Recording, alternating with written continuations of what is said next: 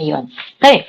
So now, we proceed to Republic Act 9163 or the NSTP law, National Service Training Program Law.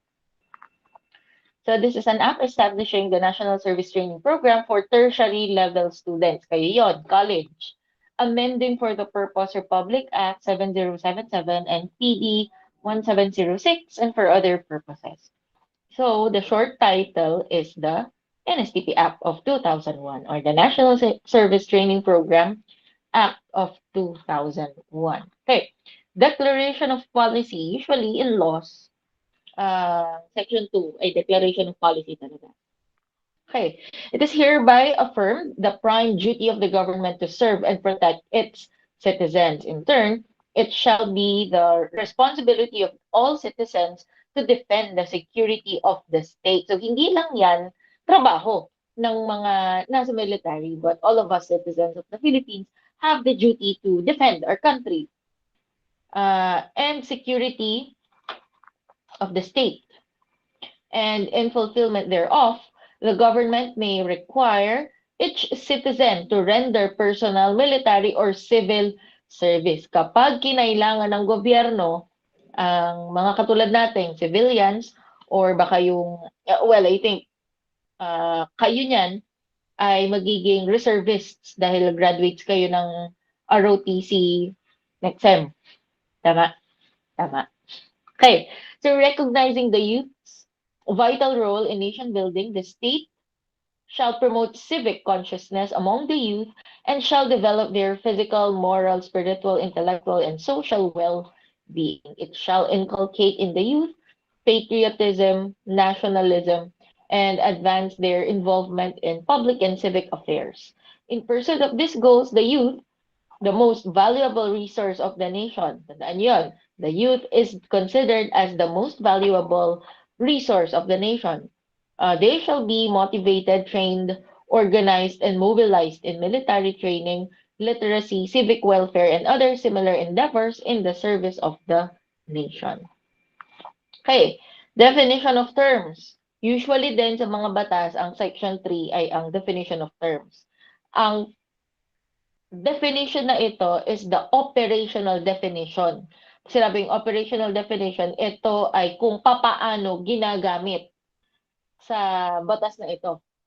Sa itong mga terms na to. So, National Service Training Program or NSTP is a program aimed at enhancing civic consciousness and defense preparedness in the youth by developing the ethics of service and patriotism while undergoing training in any of its three program components. Its various components are specially designed to enhance the youth's active contribution to the general welfare. So sabi dyan, merong three program components ang NSTP, but you are not required to take all of those three programs. Isa lang. Kaya nga sa curriculum natin, di ba, ROTC lang. So yung B, Reserve Officers Training Corps. It is a program institutionalized under sections 38 and 39 of RA 7077 designed to provide military training to tertiary level. Kaya nga kung ano yung mga itinuturo sa inyo sa ROTC, they are part of military training. In order to motivate, train, organize, and mobilize them for national defense preparedness. Then the other program is LTS or the Literacy Training Service. Usually, ito yung mga binibigay or pinakukuha sa mga education students. It is a program designed to train students to become teachers of literacy and numeracy skills to school children, out-of-school youth, and other segments of society in need of their service. Kasi, ang ginagawa dito sa LTS, nagtuturo talaga. Tuturo sa mga bata, sa mga out-of-school youth. Diyan sila pinapag-trabaho, sabihin na natin. And then the third program is the Civic Welfare Training Service or CWTS or yung ibang tawag nila, CWATS. This refers to programs or activities contributory to the general welfare and the betterment of life for the members of the community or the enhancement of its facilities, especially those devoted to improving health, education, environment, and entrepreneurship, safety, recreation, and morals of the citizenry. Ang mga tinuturo naman dito ay, well, first aid, leadership, camaraderie, yung mga ganong bagay. Kaya nga siya, civic welfare in order for you to become part of a good uh, society. Civic welfare para sa welfare ng mga, well, civilians. And the program component shall refer to the service components of NSTP. Yun na nga, CWTS, LTS, and ROTC. Okay. Section 4, establishment of the National Service Training Program. So there is hereby established a National Service Training Program which shall form part of the curricula of all baccalaureate degree. So regardless kung ano ang course mo, required na mag-take ka ng dalawang NSTP, NSTP 1 and NSTP 2. In your case, we have ROTC 1 and ROTC 2. Of at least 2-year technical vocational courses and is a requisite for graduation. Kaya kahit na NSTP lang yan, hindi ka gagraduate kung yan ay hindi mo na-take or yan ay hindi mo na ipasa. Consisting of the following service components: ROTC, which is hereby made optional and voluntary upon the effectivity of this act; LTS, Literacy Training Service, and CWTS. ROTC under the NSTP shall instill patriotism, moral virtues, respect for rights of civilians, and adherence to the Constitution, among others. Citizenship training shall be given emphasis in all three program components. ROTC under the NSTP shall instill, the Commission on Higher Education, CHED, and TESDA, Technical Education and Skills Development Authority, in consultation with the Department of National Defense, Philippine Association of State Universities and Colleges, PASUC, Coordinating Council of Private Educational Associations of the Philippines, COCOPEA, and other concerned government agencies may design and implement such other program components as may be necessary in consonance with the provisions of this act. Pero kung ROTC ka, hindi yung usual faculty ninyo ang nagtuturo, di ba? Wala naman sa amin ang nagtuturo sa inyo ng ROTC. They are usually taught by actual members or active members of the military. Pero kung NSTP, LTS, or NSTP, CWTS, may mga pagkakataon na yung usual faculty ninyo yung nagtuturo. Well, depende yun sa school. Okay. Coverage. Students, male and female, of any baccalaureate degree course or at least 2-year technical vocational courses in public and private educational institutions shall be required to complete one of the NSTP components as requisite for graduation. So, pipili lang daw ng isa doon sa ROTC, ROTC, LTS, and CWTS. Required kang tapusin yun. And then, Section 6, duration and equivalent course unit.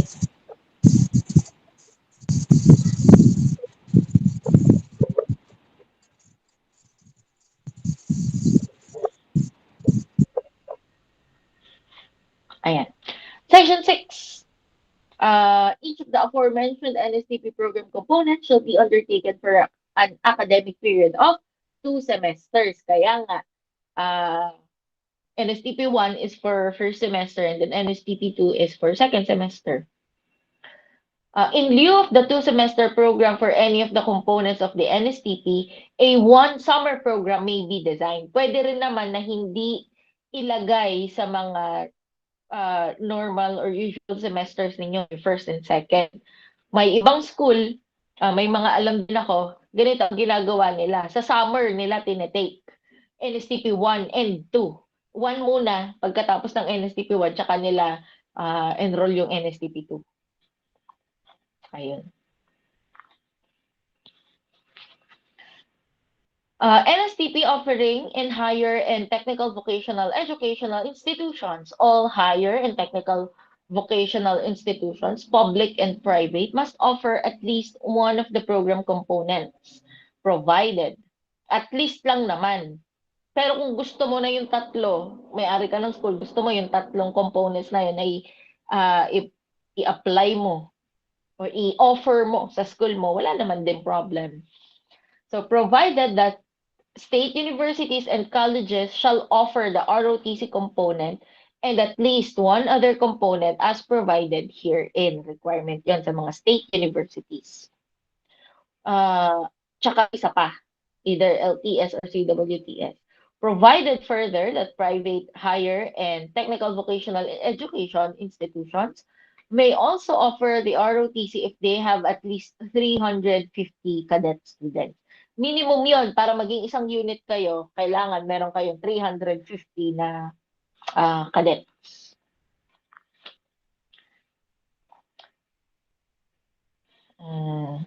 Ayan.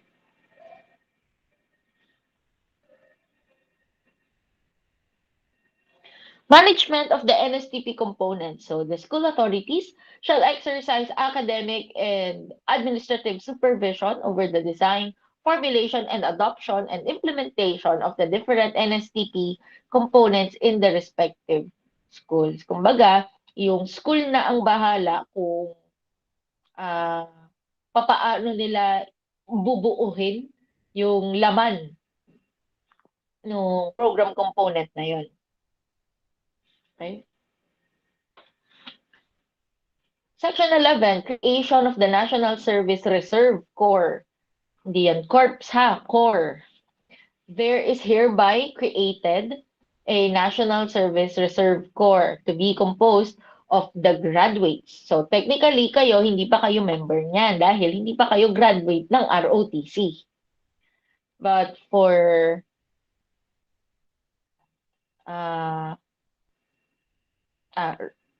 sorry. Graduates of ROTC are members of the Citizens Armed Force. Again, take note, kapag graduate ka lang. Pero kung ikaw ay graduate naman ng CWTS or LTS, you are a member of the National Service Reserve Corps. Okay, paglilinaw, mali ako doon. Members of this corps, yung National Service Reserve Corps, may be tapped by the state for literacy and civic welfare activities through the joint effort of the DND, CHED, and TESDA.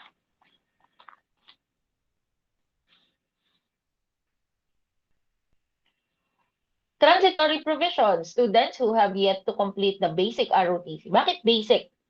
Kasi ang tinitake up nyo lang is MS-11 and MS-12. Military Science 11, Military Science 12. Kung gusto ninyong mas tumaas pa ang ranggo ninyo, you have to take up advanced ROTC. Pero yung ino-offer ng school, yung basic lang. Okay? Hindi kayo required na mag-advance. Yung mga may gusto lang. Pero kung ROTC talaga ang nasa curriculum ninyo, katulad natin sa criminology, ang NSTP component natin ay ROTC talaga. So, required kayo na mag-take up ng basic ROTC. Okay. O, may problem dito.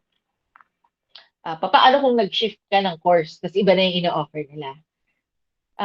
They may either continue the program component they are currently enrolled. Kung CWTS siya, nag-shift siya, CWTS din naman ang ino-offer, pwede niyang ituloy yun. Or shift to any of the other program components of their choice. Pwede rin naman na mag-shift siya. Nung nag-ROTC ako, ginagawa namin yan, pinapag-shift namin yung iba. Na, kunyari, LTS siya or CWTS siya. Mag-ROTC ka na lang, mas masaya dito. Ganun. Pwede yun.